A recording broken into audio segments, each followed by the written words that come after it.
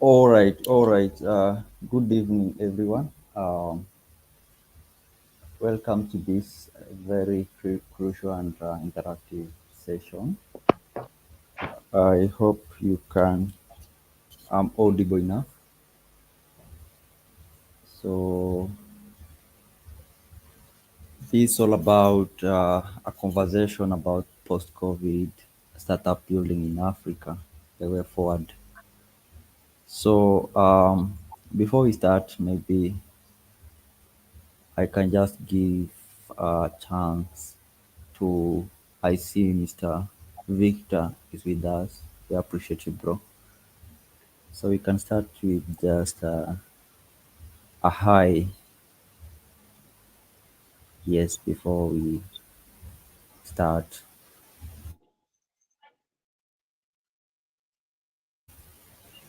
So Victor,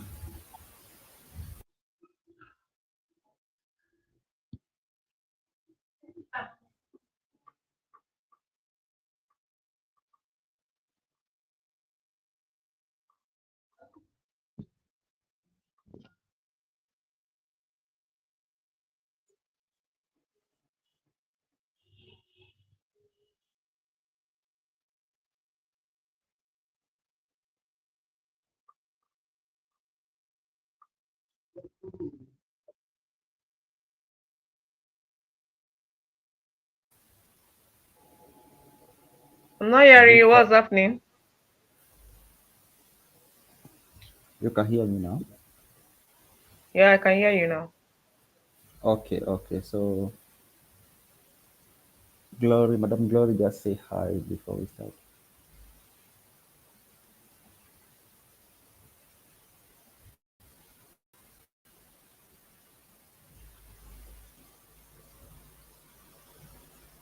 Okay, Mr. Osita, we're glad to have you, bro, here. Uh, it's just a very crucial and interactive session to understand what you're doing. First of all, I want to comment that you are really doing a great job uh, for social impact and humanity in Africa. So, without further ado, we can just dive into uh, today's session. So maybe, Mr. Osita, you can just start by introducing yourself. You know, uh, walk us through your background and how you came up to found your company, Blackrest, and the law firm and how it's focusing on startups. Thank you so much for that question, Augustine. So my name is Osita James. I am a lawyer by training. I studied law at the University of Nigeria, one of the top federal universities here in Nigeria, and I was called to the Nigerian bar in 2018. After I was called to the Nigerian bar, I went about trying to build business. I was interested in education consulting. So I did that for 2 years. And by 2020, I got selected as one of the young African innovators and entrepreneurs to study at the Nigerian University of Technology and Management. Nigerian University of Technology and Management, also called NUTM, was an attempt by Dr. Okechukwu Enalama and Dr. Johnson Mobola, who were both ministers in Nigeria, to create an MIT prototype from their own experience as Harvard Business School alumni. So we were the first cohort, was 60 in number from different African countries, and they brought us together for a year. And we sort of explored creative ideas around technology and solving problems for Africa using technology. So I graduated with a diploma, a postgraduate diploma in technology and entrepreneurship. Then, while at NUTM was when I actually started Blackrest. I started Blackrest out of born from the challenges that I myself had as a founder. I was struggling to I was struggling to try to get a lot of clients. I was also struggling with my operations. and I was also struggling with trying to figure out how to scale what I was doing. So the way that I came up with Black Dress, it's very startup centric because we try to look at things from the perspective of the average founder and tailor our legal services to address those issues as best as we can. It was probably in 2022 that I was for a master. Then I went to UK, Nigeria, focusing full time on Black. I hope that's a bit of background and summary of all the things I've done so far. Amazing. Thank you so much. So, maybe what are the challenges you faced when you're starting your law firm, and how did you overcome them? Because they must be there. I would say that the biggest challenge to building the law firm so far has been self doubt. When you start a business and you're trying to build this iconic company that is able to cater to the needs of startups of all stages, what does tend to happen a lot is when you come across the much more qualified and experienced professionals in the field, and you start to feel like maybe you're not good enough. That maybe those guys are the ones that know it all. So sometimes I have a lot of self-doubt in the process of trying to do what I'm doing, but I show up every day nonetheless, and I've realized that done is better than perfect. I don't have to be the best person. I just trying, and as long as I keep trying, I'm eventually going to get better. The next thing is time management. When you have a lot of clients when you have some clients on retainer who also have like lots of hidden engagements that you have, and you're also trying to balance it out with trying to ensure you get more clients, don't out what to do. So trying to strike that balance being like has been like something that's not too easy. Like how I check people, have checklists, have checklists or July, June, like that. So what it does is I'm able to just focus on what I'm trying to do at every point in time. And the more I'm able to focus, the easier it is for me to execute that I have to do. Then I've also had to elevate tasks that I'm not very good at. I'm not so great at design, so we brought somebody on that does backwards.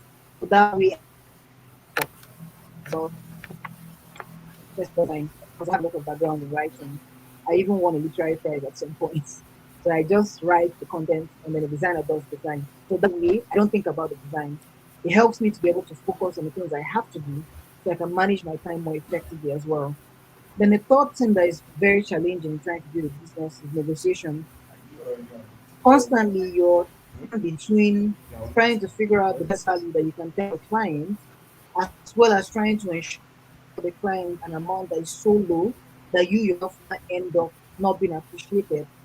Because services that are very cheap are as a more the more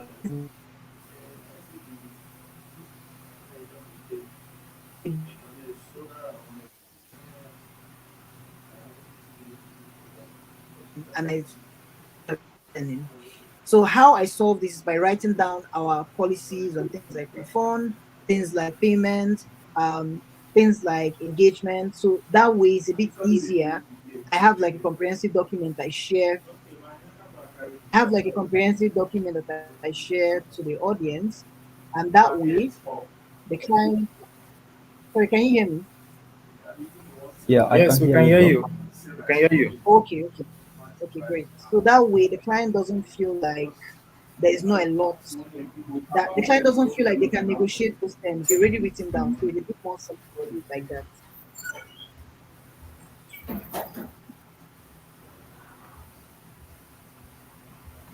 So Great. I think your network is okay. Okay. So, Yeah, he must be having a glitch. yeah, but it's good. It's good. Let's Okay, dive into the. Okay, Mr. Osita, his network must be really glitchy. Okay,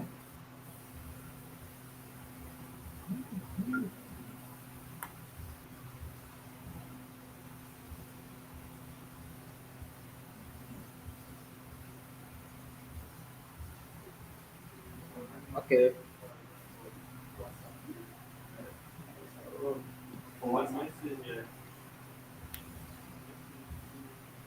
okay. Mr. Osita, I apologize. My end is quite dark. It's cool, after all.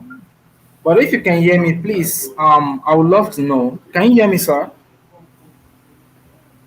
You're audible. Okay, I'm asking if Mr. Osita can hear me very well because it seems like he's having network issues from his end.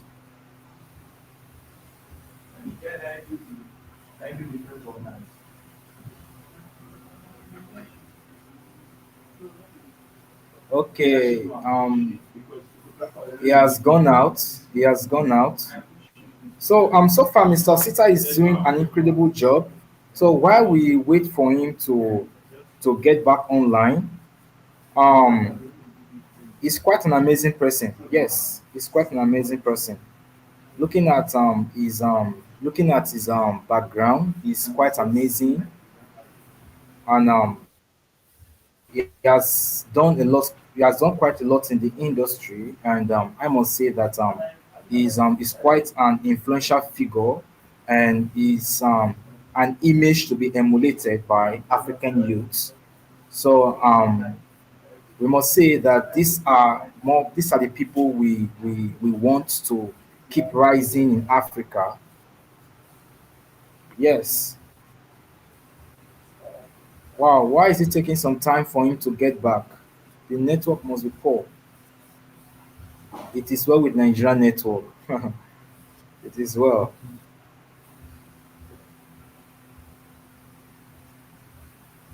It's well with Nigerian network.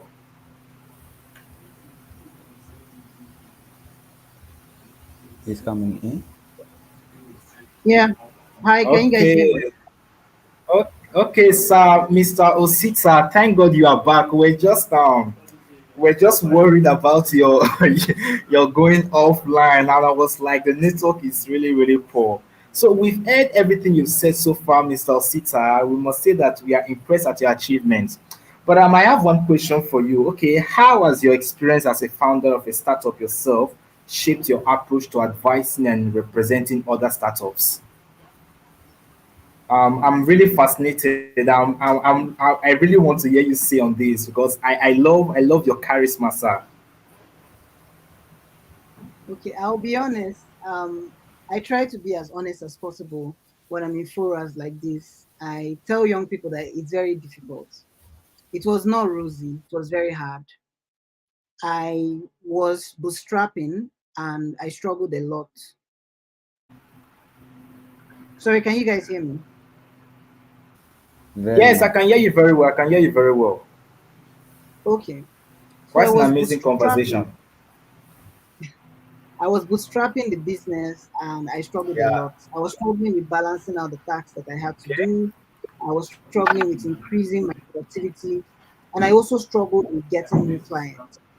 So all these things combined Oh, made it very difficult as a whole to build the business. But then what I did was that after I got into the program, the Nigerian University of Technology and Management, I started learning new ways to build better business models. I also started collaborating with people that were more experienced than I was in business. And I actually think that it's part of that collaboration and networking with people that were similar to me, that were also thinking about trying to, build something that can change the world, right? So it was trying networking with these yeah, people as well as sharing ideas that really shaped the way and my approach to doing business. So I ended up building a startup yeah. while we were at NUTM, and we even ended up winning the best venture prize for building the most innovative startup idea. We got a Wow. $3,000 grant to Wow. continue to do that. We sort of continued doing it after the program up until some point, right? So it was through that process that I actually really learned what it felt like to try to build something that could scale with technology. But I still felt like there was still a lot that I could do to contribute to the ecosystem. So I created Black Press with Yeah. two of my friends from law school. We've known each other since 2018. And what we were trying to do was to solve legal issues as well as offer business advisory. We are not just creating Black Press just for legal issues. We also wanted to be able to offer business advisory from our own experience building several different businesses. So the way that we try to ensure that our experience as founders represented in the way that we deal with startups is that in addition to the legal services that we provide, we're actively involved in startup communities all over Africa. We organize resourceful sessions that address founder issues. I do this at the SUS Founders Community, the Founders Cabal, and the Campus Tech Founders. I currently do this in all these platforms.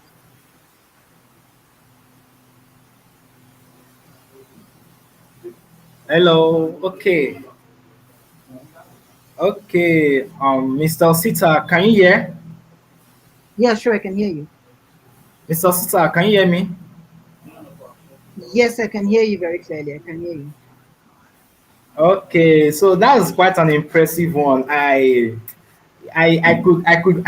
can relate from what you're saying actually. Over time, about a couple of days ago, I was interviewing a young entrepreneur as well. So we spoke a lot. So I delved in to discuss with him. I delved in. Can you hear me? Yes, I can hear you clearly. Okay. All right. So I discussed a lot about with him and we spoke on bootstrap startups. Man, I could really relate to the fact that businesses who thrive solely on bootstrapping, it takes only the grace of Jah. It takes only the grace of Jah because those are self-generated funds. Those are self-generated funds, and it takes only the grace of Jah to scale through the system. So I really love your encouragement, plus the fact that you were able to get co-founders from your law school friend, and it's quite an impressive one. And so far, you've done a lot with your Black Crest. I mean, look at your profile, and we love what you're doing. So in the first of all, I want to ask a question. Aside from what you've mentioned, um what are the specific challenges you so far from your experience you have found that bootstrap startups keep facing, and what is one of the ways to navigate through? I think one of personally, the most underrated challenge is founder relationship. It's actually founder relationship. We underrate just how difficult it can be to manage founder relationship. Everything Oh, is always, Mr. Sita's network is down again. Wow. You must be struggling with it. Nigeria. It's good. sorry, can you guys hear me? Okay, yes, we can hear you now. We can hear you now. We Yeah. can hear you now. Okay, so I said that one of the most underrated issues is founder relationship. Founders always assume that they're going to continue to be friends going forward, but it doesn't always Oh, work like that. interesting. Yeah, so one of the things that we spend a lot of time doing with the startups that we work with is to ensure that the founder relationship is something that is secured with a binding legal agreement. We've had scenarios where people that were building together say they don't want to build together anymore, and they are demanding for money from the other founder because maybe the other founder wants to continue building. But since the other guy doesn't want to keep building, they want to now separate. But the other guy doesn't want to let go of the equity. He wants to be paid money, even if the startup hasn't started making a significant amount. So it leads to standstill. So many businesses have been killed because the founders were not able to agree. So I think that that's one of the things, one of the challenges that we really try to help founders resolve at BlackRest by helping them draft watertight founders agreement that address these issues. Then the second one is ill-advised contract. we've had scenarios where we've met startups that signed agreements to they signed agreements like some kind of investment agreement with someone, and then the deals that they were given suggested that all the assets were going to be collected if they defaulted on the loan, and they signed those agreements without referring them to any lawyer to look through. So what tends to happen is that when they now default on those loans or default on the terms of the agreement, they now start thinking that the person that gave them the agreement is a bad person. But in reality, the person is only looking out for their own interest. So I think that these are like one of the major issues that startups that are bootstrapped face.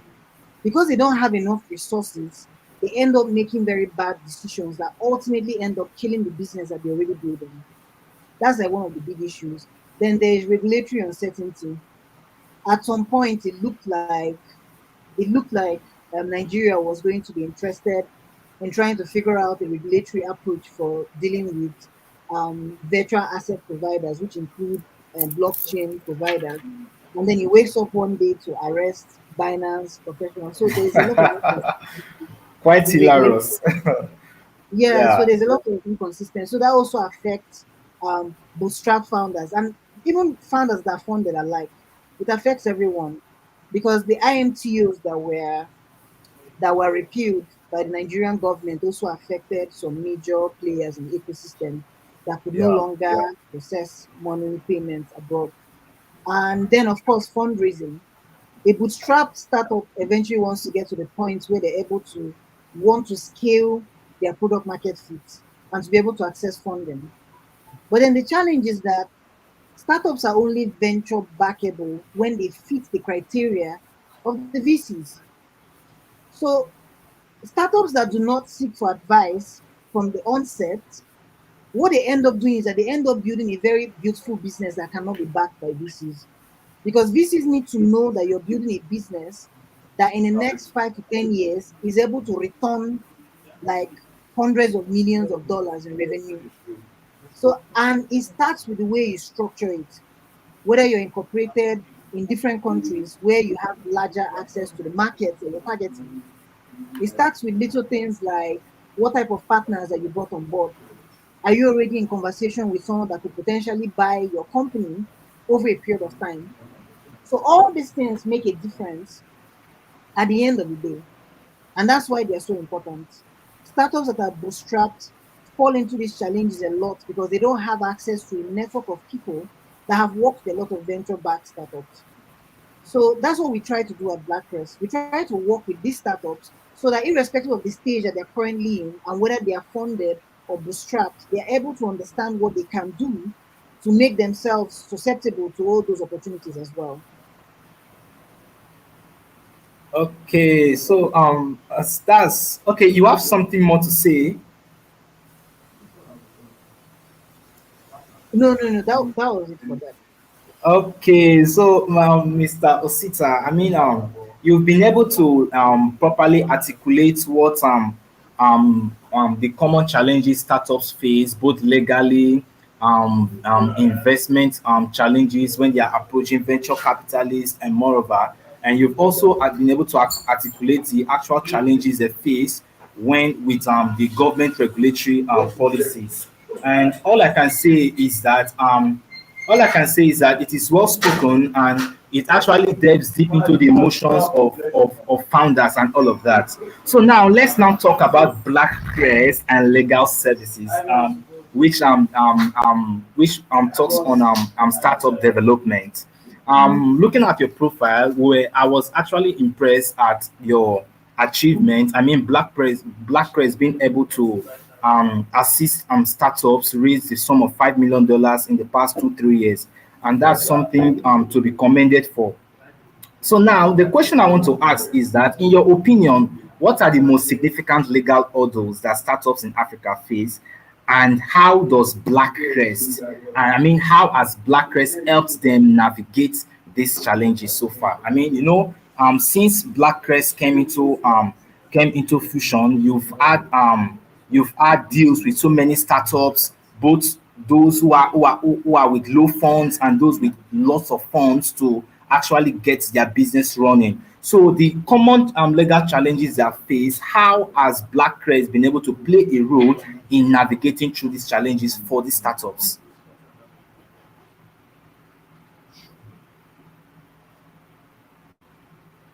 Sorry, I forgot that I was not unmuted. Like I was saying Oh, it's earlier, fine. It's fine. we engage a lot in the ecosystem. Since I came back to Nigeria in December. By the way, I came back to Nigeria in December to host a founders hangout for one of the founders community. Black Race was hosting it, so I had to be in Nigeria. Wow. Wow. So I came back because of that. I've attended probably nothing less than 5 to 8 founders events between January and now. I've had, like, I was there for the ARM demo day.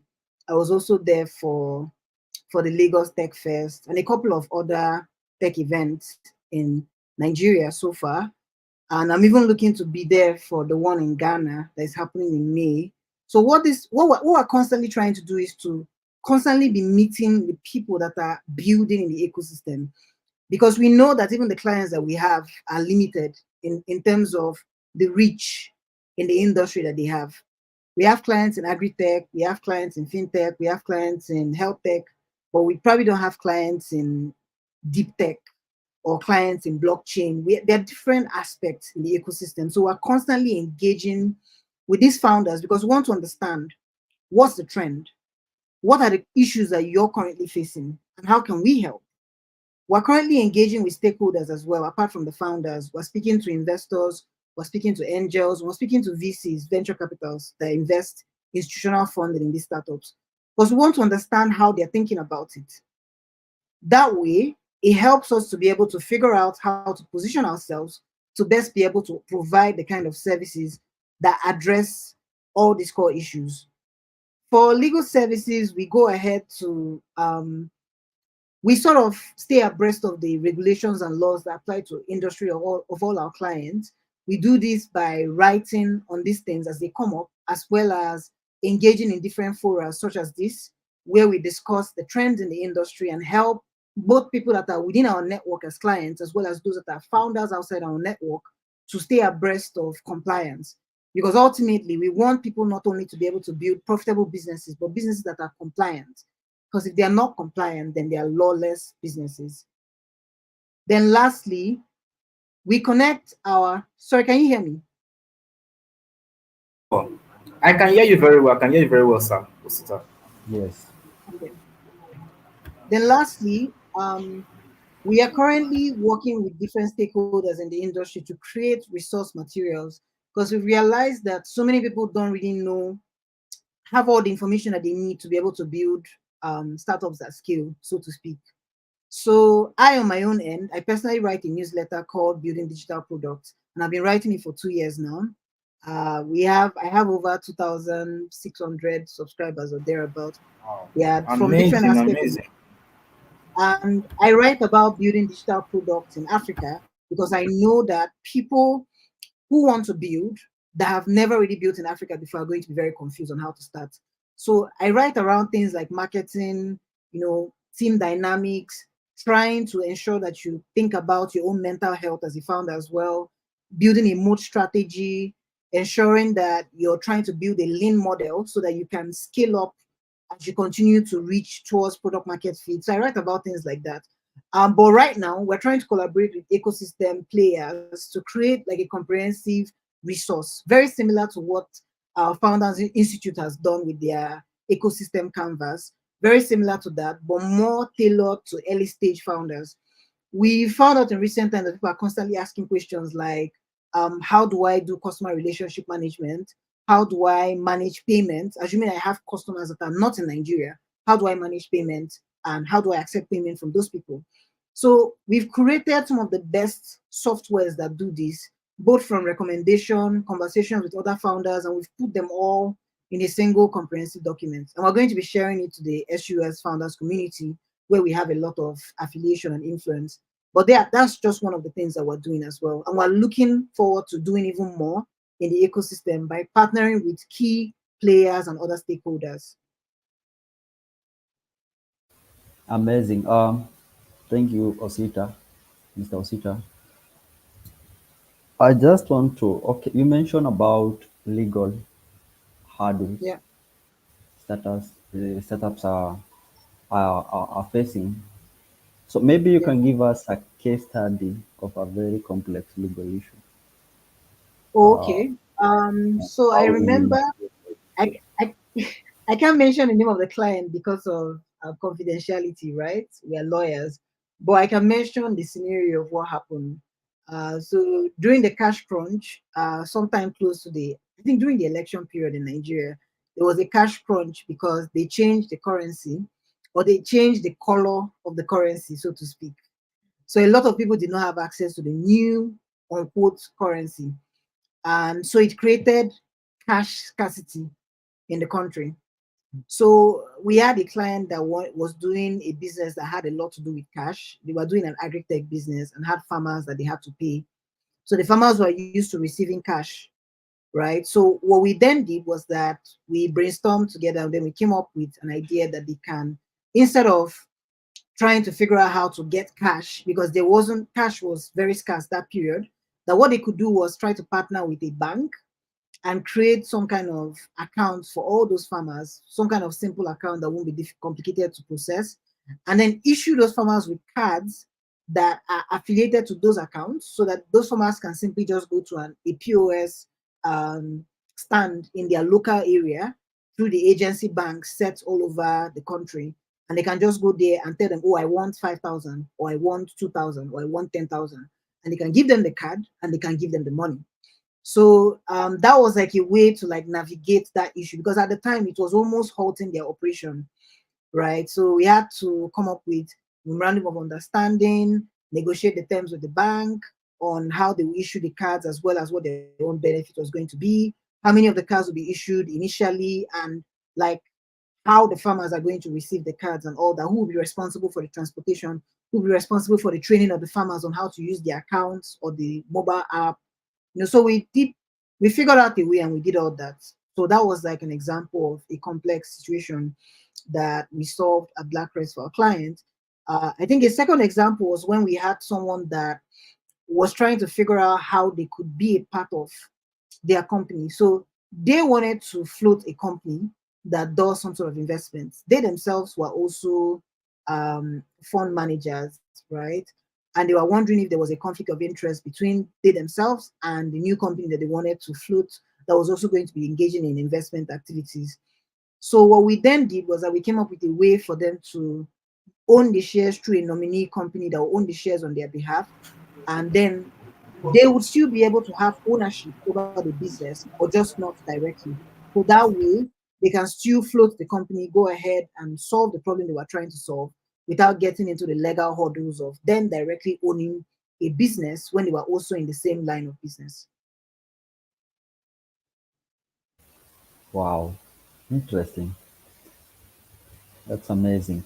Um, we all understand how legal processes are very, you know, those procedures are very comprehensive, and you know how startups are very, they are in speed of, developing, starting up, establishing. How do you balance all these, the comprehensive part of legal procedures and the agility of the startups to roll out as soon as possible? Okay, okay, yeah, because there is a lot of complexity. Um, I think that I think that what we do to try to keep up with the trends is that we try to engage we try to engage the clients that we have a lot. We have like a process of our onboarding that allows us to collect as much information as possible from the client initially. So this onboarding process encompasses all the different things that the startup itself wants to be able to accomplish. Assuming the startup is looking to start scaling when they onboard us, what would happen is that we'll tell them, okay, we'll need XYZ documents to show us where you're currently headed, as well as for us to understand the way that you're thinking about the business structure. So once we have all that, then we don't need a lot of input from them again. So we sort of just go ahead. Sorry, can you hear me? I can hear you. Yes, Okay. I can hear you. We can hear you very well. Okay, okay. So I was saying that we sort of just go ahead with that and use that to structure the timeline within which we're going to be working with the clients. So the clients have their freedom to continue to do their business. They don't worry about the legal at all because they've already told us what they want to do. So all they do is that for each quarter, they can come and tell us, okay, we're looking to onboard a new partner to figure out whether we have to renegotiate the terms that they currently have with the existing partners. So if they do, we'll just inform them and we'll go ahead and do it. So mostly they are added in correspondence in the emails, but the startups themselves are not very involved in the legal. We are the ones that mostly handle all the conversations because we know what the startups that we work with typically want as the best outcomes. So that informs the way that we work with them and frees up more time for them to be able to focus on what they're currently building. So that way, even though building can be fast paced, we're still able to offer legal services that support them to continue to be fast paced while we continue to provide value. Does that address your question? True. Thank you, Mr. Okay. Osita. Yes. Okay. So we all understand and recognize the way pandemic has done to us all. So what how has COVID impacted startups ecosystem, and what are some of the lessons you learned as a founder of startups and even investors? What are some of the lessons? Personally, I would say that the biggest lesson we've learned so far is that anything can happen. The COVID was like a very good wake up call for a lot of startups all over the world. It's like a reminder that anything can happen. Skype by Microsoft, I think Skype was bought by Microsoft. They were very relaxed and just pushing their product. I mean, they were trying, but maybe Africa is not really part of their big markets, to be fair. Um, but I don't think they were very positioned for what happened during the COVID because Zoom sort of just came and took over everything. Skype had a very good opportunity to create something that could also be used for corporate meetings, but they were not prepared for it. So the big lesson is that anything can happen. The industries that were impacted include industries like airlines, because a lot of people are not moving to different countries or flying from place to place because of danger of contamination. Then automobile sales sort of dropped during the period because a lot of people are not moving around. Hotels, restaurants, and retail also suffered a lot of losses. They were not directly impacted during the COVID. Um, Businesses that thrived include telecommunication, healthcare, you know, and healthcare and online, that's edutech, businesses that were involved in trying to push for education through online platforms. Those ones really excelled a lot during the COVID year because more and more people were forced to be remote. So they have to take advantage of all the things that were remote that were available to them, right? And post COVID, some businesses tried to keep behaving as though we're still in COVID and they ended up getting shut down and sold off for pennies on a dollar. Hopins is one of them. Hopins was competing with Zoom, but right now Hopins has been sold off for pennies on a dollar after raising more than $300 million. So these are like the issues. Sustainability, the need to keep thinking about sustainability and continuity is one of the key lessons from the COVID-19 impact on businesses. So COVID happened and businesses were disrupted. But even as your business is disrupted, you have to keep thinking about continuity, whether you are disrupted or you gained. Because after the COVID, some changes also happened that negatively affected those that were still trying to ride on COVID because COVID had ended, COVID had passed. So those were the issues. Zoom right now, their shares have significantly dropped because Zoom was still hoping to ride on the fact that, oh, the world has gone remote. But the reality is that Google Meet also came up as a big contender, and Google having like almost 90% of email users in the world did not help matters. Google played the long game. They knew that they will eventually get through to the users, and eventually they did. Maybe not so much in terms of the number of people that were paying Google to use their Google Meets, but at least in terms of the number of people that were using Google Meetings as opposed to Zoom meetings, because it's very easy to create a Google Meeting. So that's like a key lesson from COVID that I think startups should really take into consideration.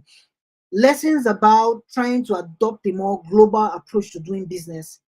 Now that COVID has passed, COVID has also made us more global. We now have people from different parts of the world looking to use our services and our products.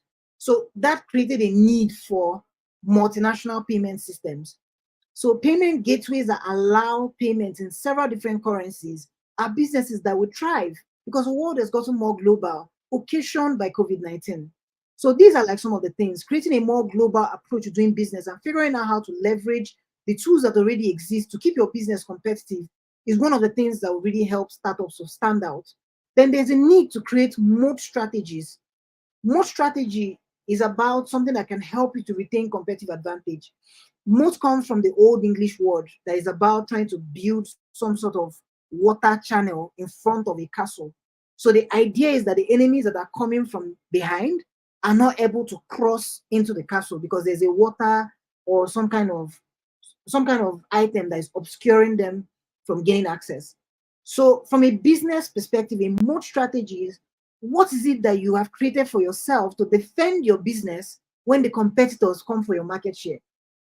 So your moat strategy should be something that can withstand abrupt changes like COVID-19. There might be another change that may not be COVID. It could be another change. It could be government new policy.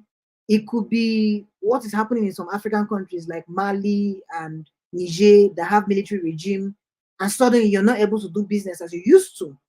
So thinking about these things can help you to plan for continuity so that you can continue to create value even when the conditions are not the most optimal.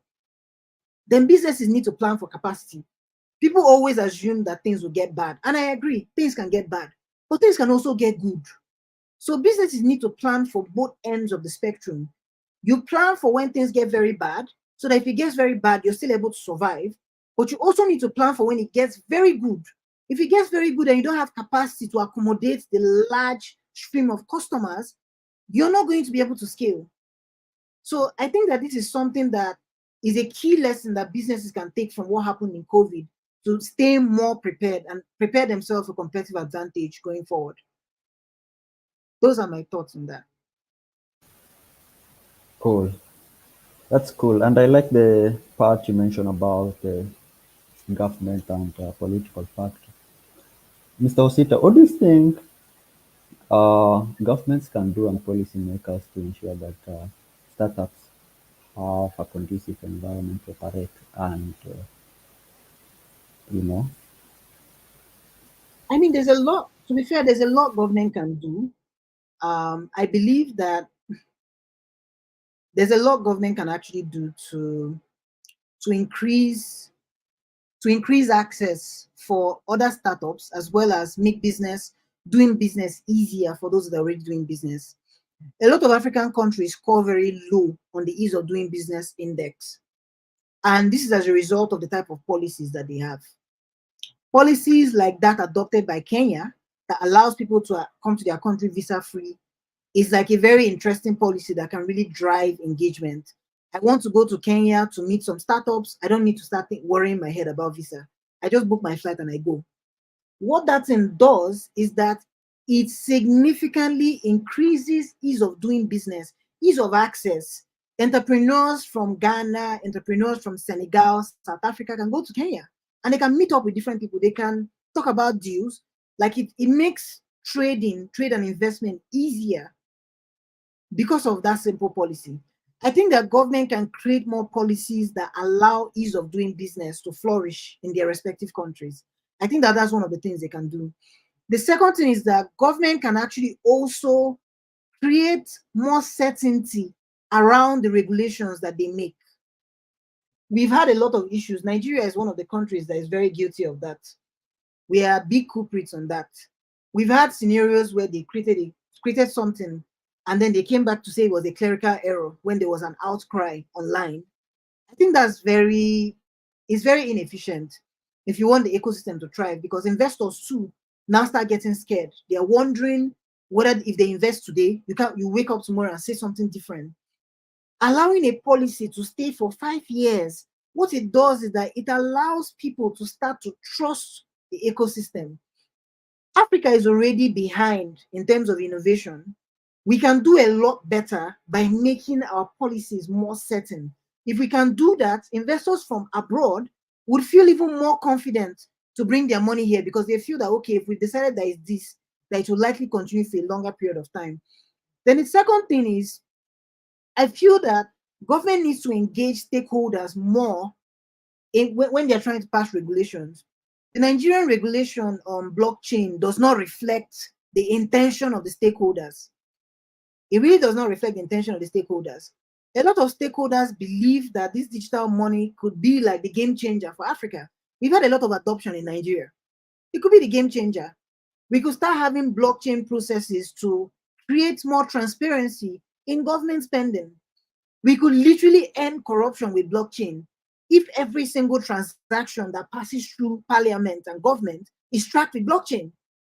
But waking up to arrest Binance official does not necessarily speak a lot to the fact that we're trying to create a lot of certainty and also bring the stakeholders along when we're creating these policies.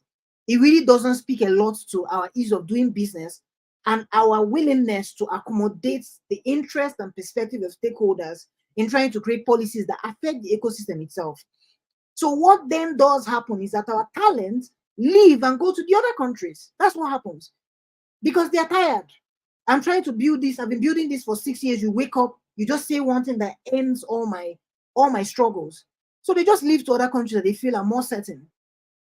And when they do that, we lose talent, and we also lose our ability to execute on the things that we're trying to do as Africans. Africans need to think about themselves. One of the ways to retain talent is by creating a fora for stakeholders to be engaged, and not just engaged so that it looks like they're being heard, but actively trying to actually encapsulate what they are saying in the policies that you're creating. That's what I feel can make a lot of difference. Nigeria tried when they tried to do that with their Nigerian Startup Act, but a lot of the other policies have not really reflected the intention of the stakeholders. And then lastly, I think the regulations and laws should all be available at one single digital place, like some kind of digital folder, because trying to do regulatory advisory can be very stressful. And I'm sure that it's not just Nigeria that has this problem. A lot of African countries also have this problem. If you search what is the environmental law for the UK, for example, you can go to the government website and you will see every single law that was passed concerning environmental issues, climate change, and things of that nature. Go and make the same search for your own African country and come back and tell us what you've seen. You will see one law, or you will see one statement by the newspaper. Like, everything is so disorganized. Everything is so disorganized. I think that trying to make these things easier also helps compliance to be easier. Some of the entrepreneurs that I'm not necessarily working with, a lot of startup lawyers or lawyers that can advise them, one of the ways that they can stay compliant is if the laws are easy to find. We need to make our laws easier to find. So those are my thoughts on that issue. But we really need to do better as Africans. Well, well, well, interesting. Mr. Osita, how do you forecast the future of startups in Africa? You see how the government factor and all things. How do you forecast? You as So legal expert. with everything that is trending right now, I think AI is going to play a much larger role. AI is going to play a bigger role in the coming age. All the startups, I would advise them to start considering the different areas that AI could really disrupt their current business model, because AI is going to do that. AI is definitely going to disrupt their current business model. Then I also think that I predict that startup building will be done more remotely than physically. Right now, we have a lot of accelerators that try to get startups to build um, from a physical location where they can be having touch points with different facilitators that are invited for the accelerators. But I predict that startup building will be done more remotely than physically, and also by founders living in different parts of the world.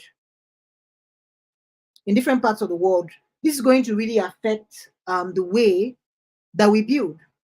It means that we'll need more collaboration tools, more personalized collaboration tools that allow startups to be able to create every single thing that they've done, compile all their documents together, and be able to like easily send any of those documents to any of the stakeholders that need to be involved. I think we're already at a stage where we're doing this. We're already at that stage. We have people that are building exclusively on Teams, and they have a lot of folders for investment, folders for operation, folders for accounting. And that's like the way it's going to continue to be going forward. We're still going to have startups that are building physically, but more and more, we're going to have startups that comprise of founders in Senegal, founders in Canada, founders in France, all building together and collaborating using digital tools. We're going to have more of that. I predict as well that storytelling will not be controlled by noisy platforms like TikTok, Facebook, and Instagram. Storytelling is going to be controlled by platforms that don't have a lot of noise. Platforms like podcasts like Spotify, podcast platforms like Spotify that bought over Anchor.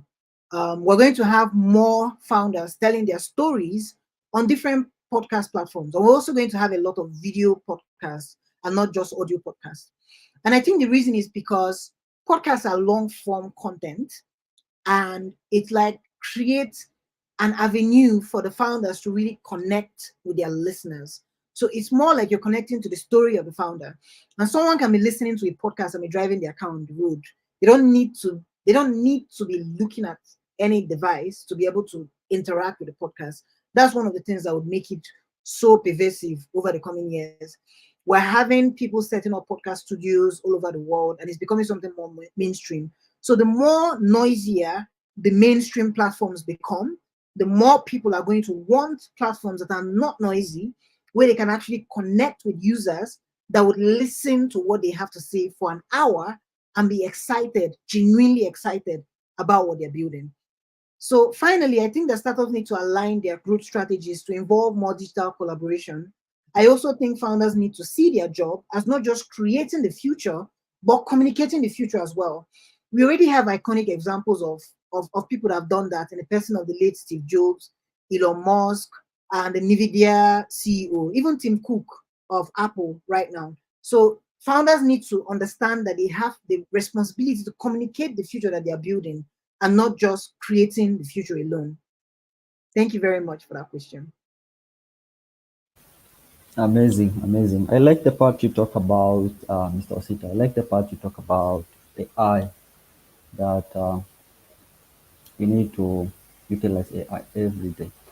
But okay, that brings me to a question of trying to understand, there must be underrepresented founders, those weak and, startups trying to develop. You as a partner or founder of Blackrest, how do you ensure that these underrepresented founders are catered for in terms of legal considerations? Yeah, so one of the ways we do that is by creating several unique packages to cater to founders of different stages. At Blackrest, we have founders that are growth stage that are raising millions of dollars, and we also have founders that are trying to raise their first check of $25,000. So we've worked with startups at different levels of growth. So that gives us a lot of perspective and has helped us come up with pricing models that allow each of the startups to still be able to access the most quality legal services, irrespective of the amount that they can afford. And then the next thing that we also do is that we make payments very flexible. We have startups that make payments across 6 months just so that they can access the services that they need at the time that they need it. So by doing that, we're able to bring in a larger pool of people that are underrepresented founders into the pool of founders that we're able to serve at Blackcrest. The next thing we do, in addition to our innovative pricing models, is that we collaborate with different startup communities, and then we host um, founder founder resource sessions where we invite people that are experts in marketing, experts in operations, experts in business, in corporate structure, and experts in things like payment, so that they can come to teach these founders how they themselves started their journey. Because even the founders that have gotten into big accelerators that have a lot of money were still small founders at some point. So by bringing these people and creating some kind of collaboration among the ecosystem, we have people all being in the same group. We have more people joining the communities, and they're able to have access to the founders that are more accomplished than themselves.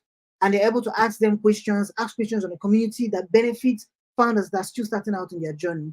And we are so excited that we're in the middle of all this, because we're not just trying to be another legal service company. We're trying to be ecosystem players and developers that will ultimately contribute to this growth and development of the startup ecosystem across Africa. I hope that addresses your question to some degree. Cool, cool. I see those legal services. And Okay. how are they impacting Africa, these startups? What are some of the impacts? So some of the impact that we've seen from the founders that we work with, we've had founders that are involved in agri-tech that through the activities have created jobs for over 20,000 farmers. And that's just one of our clients, one of the clients in our portfolio. We've had founders that are trying to create access to medical services using telemedicine tools, like online digital tools where people can access doctors and access tests at a very subsidized rate. And these guys have impacted thousands of people since their launch. So I suppose that the founders all have varying degrees of impact in their respective industries of operation. What we do is that at the end of each year, we try to compile a small resource on the number of things that the different founders that we work with have done, so that we can share with people in the ecosystem as well. But right now, all our founders combined have impacted more than 100,000 people across different parts of Africa.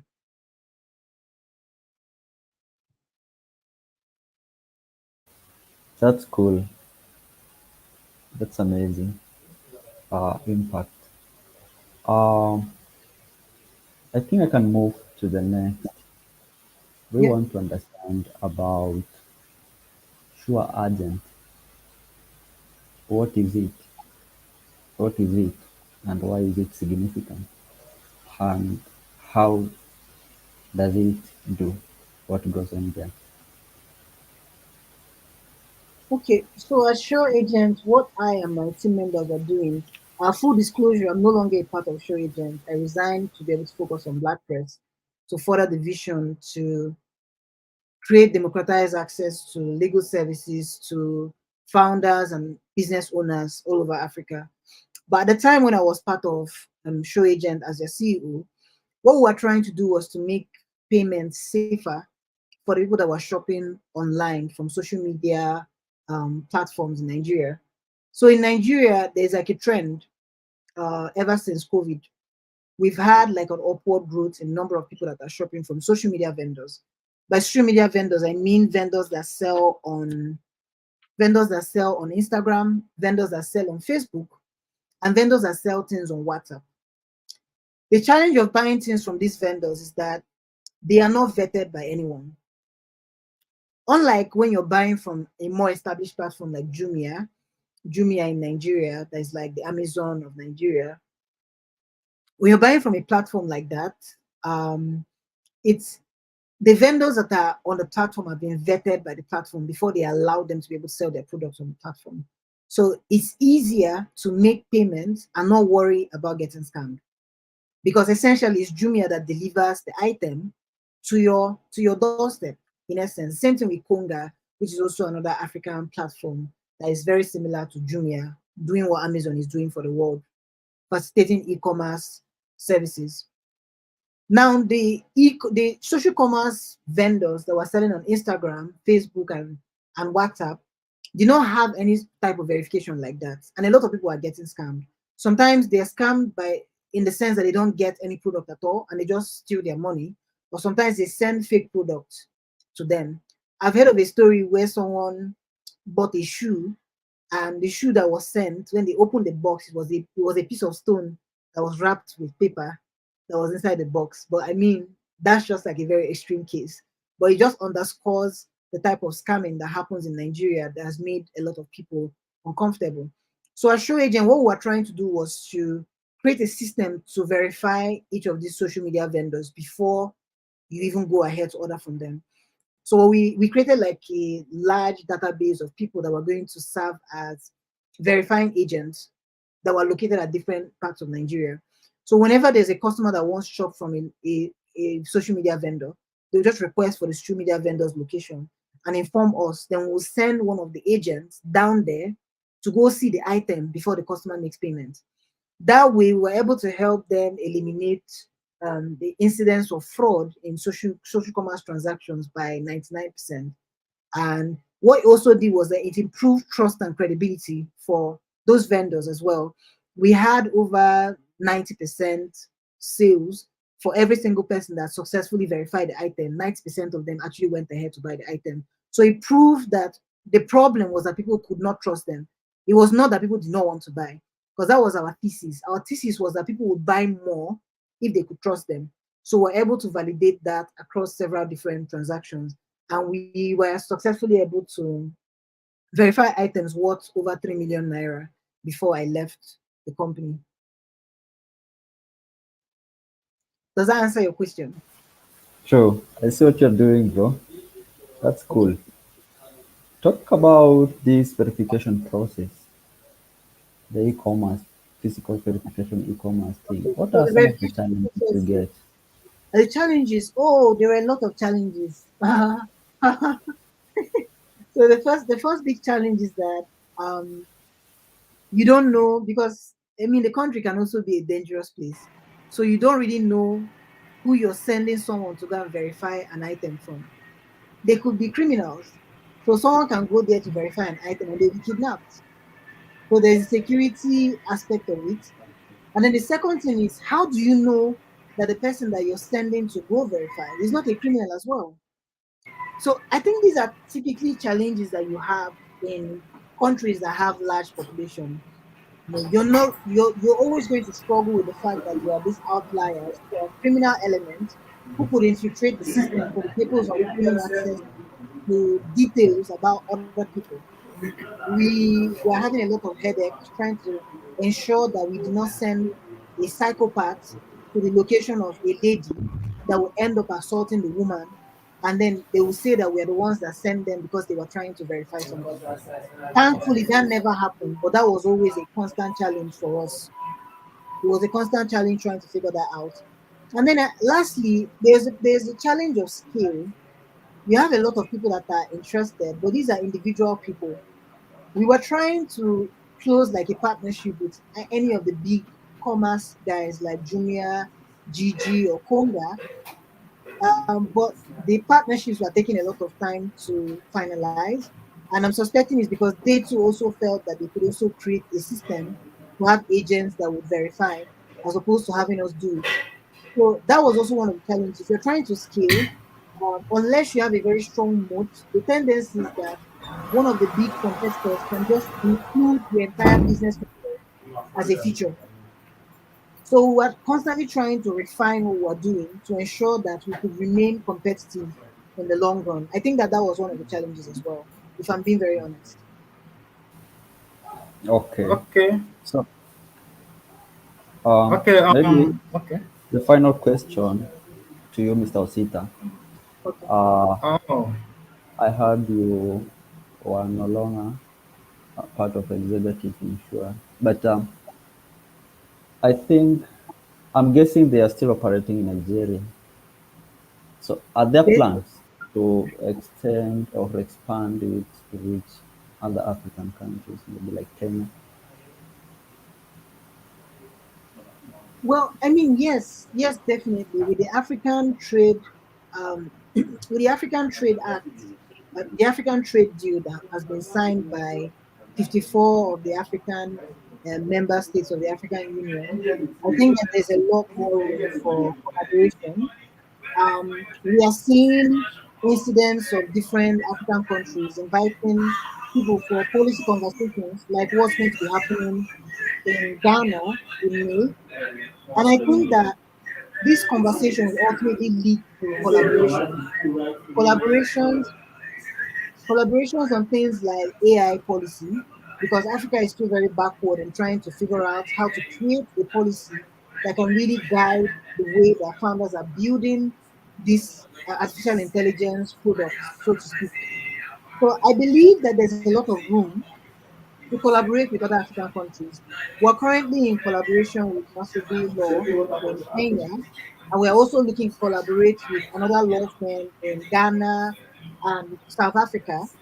And then from there, we can sort of create like a little network of partners who are going to be sharing knowledge and advising startups and businesses across African countries. And we're going to be doing it in some sort of reciprocal way. So if we have people in Ghana that are trying to do something in Nigeria, they can ask us. And if we have things to do in Ghana, we can ask our Ghanaian partners. So I think it's collaboration and reciprocal arrangements that is really going to work for that sort of arrangement. Okay, Mr. Osita, that's an amazing one. That's an amazing one. Wow, wow, wow, wow. I believe with your kind of person, Africa should have more, should be more better, because we love what you're doing here. So let's just, without much time, let's just delve into getting to know much about Flourish Opportunities Network, because going through your profile, we saw that you've done a lot, and one of the things you're currently pioneering is the Flourish Opportunities Network, which I give it a short form, fun. So let's just have some fun tonight. Okay, so can you please tell us a little about Flourish Opportunities Network, what you do, what is the origin of it, what inspired you to come up with Flourish Opportunities Network? I mean, what inspires every inventor is necessity and frustration, a combination of it. For context, um, Isaac Newton sort of came up with the theories around gravity when there was some kind of um, natural natural event, very similar to COVID in those days. So it was when they were going through that he now was pondering on the apple tree, the apple that fell, before he now started coming up with the theory. So sometimes it's necessity and frustration that creates this type of things. I personally was trying to apply for a scholarship to do my master's. I wanted to apply for a fully funded scholarship to undertake a master's in the US or in the UK. And I was checking different platforms. There is Opportunity Desk, there is Opportunity for Africa, there's After School Africa. There are so many of them. Opportunity Africa, there are so many. I looked through all of them, and there was one recurring problem, that they were not comprehensive.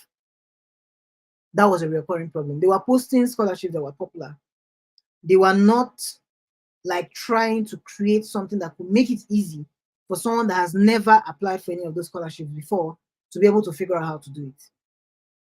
There was no way that I could, like, I tried it. I started trying to apply for scholarships in 2019, and it was only in 2022 that I was successful with the Chevron scholarship. But after I had started building out my own resource base for doing things like that.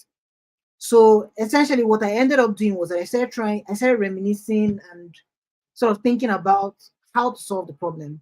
And what I came up with was trying to create the most comprehensive scholarship database for Africa. Something similar has been done in the US. It's called Scully, and they're currently part of Salime, which is like a loan organization that gives loan to underrepresented students that want to study abroad. The equivalent in Africa is Empower. So I was trying to build a scholarly version for Africans, like scholarships that are specific to just Africans. That was what I was trying to do. So what I ended up doing was I ended up compiling over 10,000 scholarships in Excel sheets in collaboration with some team members Wow. that I work Wow. with. And I also ended up hosting over 36 scholarship information webinars where we invited fully funded scholars from all over the world talk about their experience applying for their scholarships. We have like a YouTube channel called Flourish Opportunities Network. We have almost 1,400 subscribers now, and I've reached more than 40,000 people all over the world. I think that it was that passion of trying to solve a problem for myself as well that I did not see that anyone was actively addressing accurately. I think that that was already drove me to really start trying to build this out. And it sort of snowballed into something bigger. We also started undergraduate communities. We now have undergraduate communities in over 60 universities in 7 African countries. And we have ambassadors in more than 30 universities. And we have ambassadors in Nigeria, we have ambassadors in Ghana, we have ambassadors in Sierra Leone. So it's interesting to just see how large it has all become. Something that was just an attempt to try to solve a problem that I observed, and I was really trying to do something to solve it. So I don't know, does that really address your question, or are there some aspects I'm missing? Sorry. Yes, you answered my question. Yeah, thank you so much. So Okay. can you hear me? Yes, I Okay, can. so it's quite amazing to see how you are able to turn your challenges, I mean your frustrations, into providing a solution that is that addresses a problem that addresses a problem our Africans are currently facing. Like it hits the pain points, and it's quite amazing. It's quite amazing. So now, with the ambitious goal of helping 1 million Africans access quality education, what is the Flourish Opportunities Network's sustainable revenue model or funding plan to support its operations and continually update the scholarship database over the long term? Yeah, so we are a social enterprise, and I've actually been pondering on this question myself a very long time. When we eventually accepted the fact that we couldn't just be a fully for-profit company, that we had to be like an impact-oriented and for-profit company, which is like a social enterprise, that was when things became a bit easier. So we currently work with education consulting companies. So we allow them to access the scholarships from a custom built database. So they use it to consult for their clients, and they pay us an annual subscription. So that's like the revenue model that we've adopted that is working so far. We tried getting students and graduate professionals that wanted to access database to pay for it, but that didn't really work the way that we wanted it to work. So we decided to go B2B as opposed to B2C. And so far, so good. We also have like resource materials. We created an FON scholarship guide for applying to the Chevening scholarship last year, and it was like a big success. We had a lot of people purchase the material, and some of those people were also shortlisted for the Chevening scholarship. So that underscores just how valuable the information that we included in the material was able to help people. And so we have different people in our network that have gone on to win the Erasmus scholarship, the Oxford Standard Chartered Chairman Scholarship, and other global scholarships. So we're collaborating with all these scholars to create scholarship guides similar to the one we created for Chevening as well, to also put it out there so that people that are on the platform, in addition to being able to access the scholarship database, they can also see resources on how to apply successfully for those scholarships. And then we are trying to ambitiously, so far, we've been able to link up with alumni of different universities in Nigeria to raise some money to support undergraduates that are currently studying in Nigeria. We've raised over 2 million naira for students in Unilag, students in Uniben, students in UNN, OOU, and AAU. So we are also trying to see if we can get more alumni in other universities as well to get involved. We have a minimum amount of 50,000 that we say give to the students that win scholarships as a way of supporting their tuition. We believe that in addition to trying to help people to access quality education abroad, we should not also neglect the quality education that they can also get from here in Nigeria, because ultimately people that have a graduate degree from a Nigerian university are better off than people that do not have. So we're also very conscious of that, which is why we started that initiative to counter support our initiatives and sort of It's more like burning the candle at both ends, ensuring that people that are here that are not yet able to gain the quality education abroad don't miss out in completing their education because they don't have the necessary resources to do that. Where we push for bigger partners to also collaborate with us and sponsor what we're doing at scale so that we can allow Nigerian universities and African universities, not just Nigerian universities, to have access to the database free of charge. But it's a gradual process. It's a work, something we're currently working on. It's a gradual process. Okay, yeah. So that's quite an amazing one. So far you've spoken on how you are able to address these scholarship challenges and how you are able to navigate through even as a non-profit business through B2B as opposed to B2C. So the question I want to ask this may be directed, this may be going in the area of your B2B approach. So now, um, okay, what processes does Flourish Opportunities Network have in place to vet the scholarships in its database for legitimacy and to weed out any potentially fraudulent opportunities that could mislead students actually? Because in a space like this there are so many fraudulent acts that go on. So how do you how what processes do you put in place to vet it? So it's like it's an algorithm thing. We don't try to weed out the bad things physically because that would be it would be impossible to scale with that sort of process. So what we do is that we have people that are involved in data analytics for us, and they sort of create an algorithm that helps us to cross-check each of the scholarship information that we include in database. So that way, we don't even include a reported scholarship. We always include the original place where it was actually posted. So if University of Oxford, or Oxford University rather, is the one that posted the scholarship, the link you will see there is Oxford University link, not one other website that is claiming that Oxford said the scholarship exists. By doing that, we ensure that all the scholarships that people find in our database is actually credible because they can link back directly to the source. That's what we do to like ensure that people only find the most credible information on our platform because it also affects our reputation as a platform as well. Does that address your question? Sure, it does. Sure. So one more last question I have for you. One more last question I have for you is with over you mentioned how you've been able to process up to at least up to 10,000 scholarships for African students so far.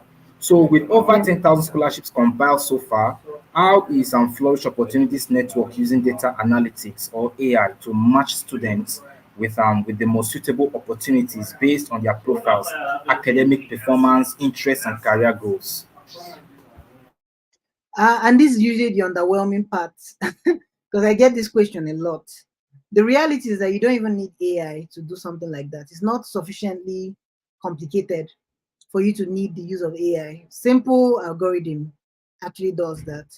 A very simple algorithm. It's more like uh, once someone indicates their details, like maybe the course they studied, they indicate things like what they graduated with, whether it's a 2-1, a 2-2, a third class, the course of interest, because sometimes you can study something and want to study something different, and then the year of graduation, they're automatically able to be matched with all the scholarships that align with their profile. It doesn't you don't need AI to do something like that. AI is very does more complicated things. So we have an algorithm that currently does that, and it does that very well. Oh yeah. Yeah, That's quite amazing one. but in the future, we hope to leverage AI to make it even more seamless, where things like predictive analytics. So when you have someone that has several different interests, of course, when you collaborated with different learning platforms and these people are all on your system, you can essentially predict using the AI what type of courses they might want to study and what scholarships they might be eligible for. So I think it's more around the predictive side of it that the AI would come in. Because if I'm interested in business and I'm a lawyer, the likelihood is that in the next 5 years, I might want to do an MBA. So the AI should be able to tell based on some of the things I'm doing on the platform, as well as the things I've listed as my skills, what type of university would fit my area of interest, as well as what type of funding I might be eligible for based on my grade, past experiences, things like that. Based on all the data points from the scholarship criteria, the AI should be able to predict what I am eligible for. I think that that's another level and an aspect of it that AI could actually help with. Yeah, so you mean that later in the future you look out for integrating AI algorithms in your platform, so to be able to Yes, make things specific to what students really want. Like if I must, I got you correctly, but if I must put it in a different perspective, more like tracking students' interests, yes, knowing the kind of courses they would like to take,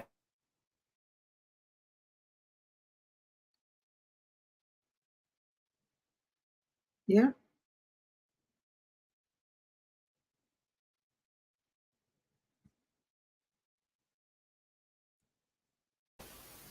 Can you hear William?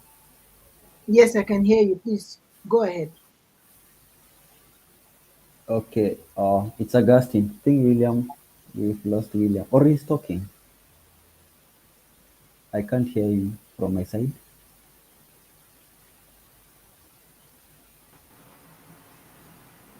Mr. Osita, do you hear Williams? No, I Yes, can't I hear can you. hear you. I can hear now. Okay. Can you hear me now? Yes, I can. Okay, Mr. Sir Osita, it's an amazing thing to have you undergo this interview with our TAF Future Discussion Future News. We must say that we are really impressed at your performance, and we are impressed at the heart you have, being able to convert your frustrations into a solution to solve the pain point, to address the pain point of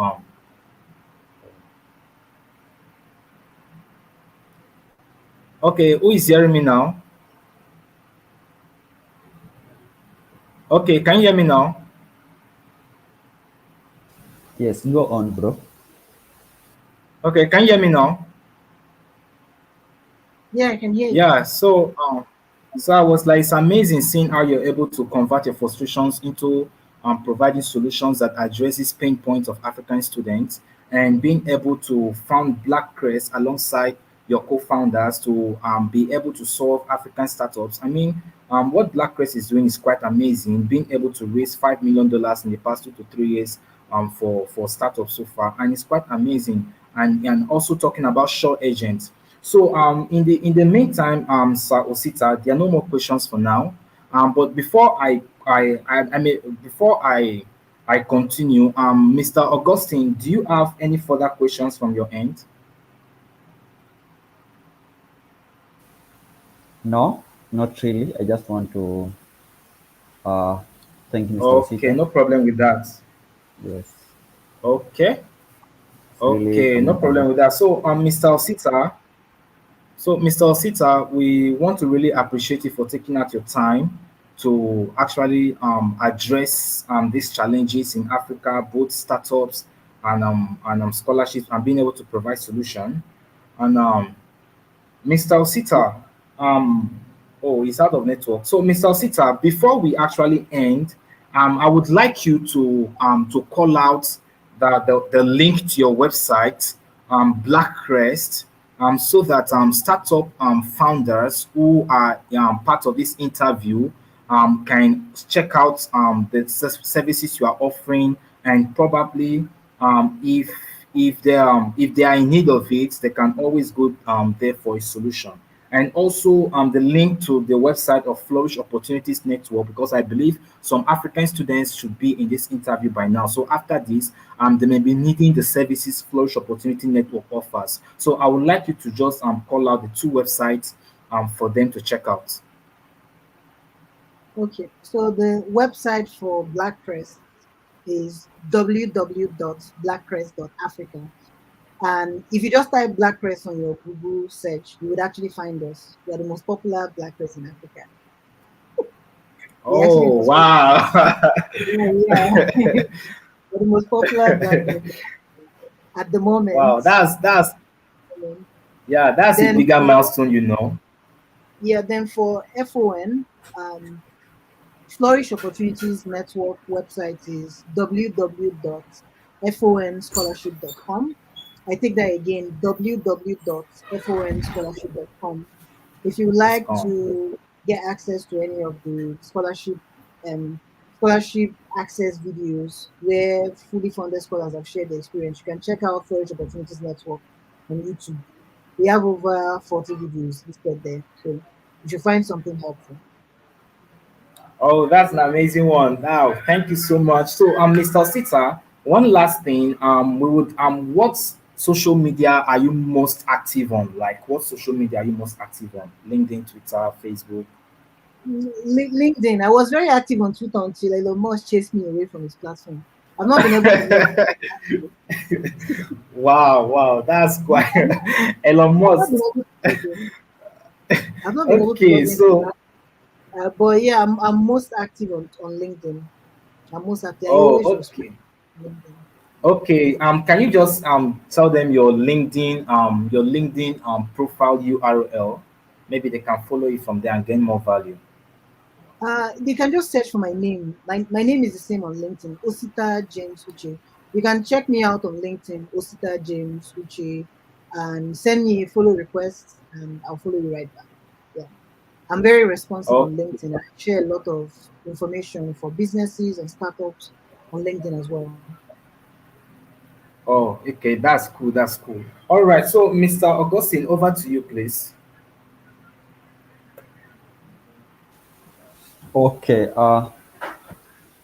Let me commend Mr. Osita for the great uh, work you're doing.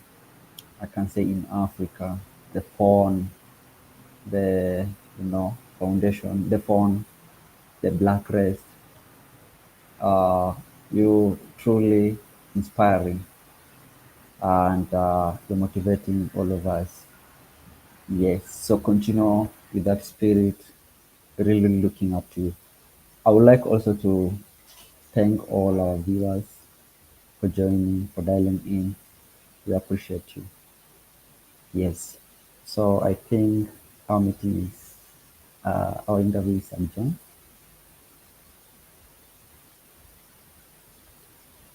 Yes.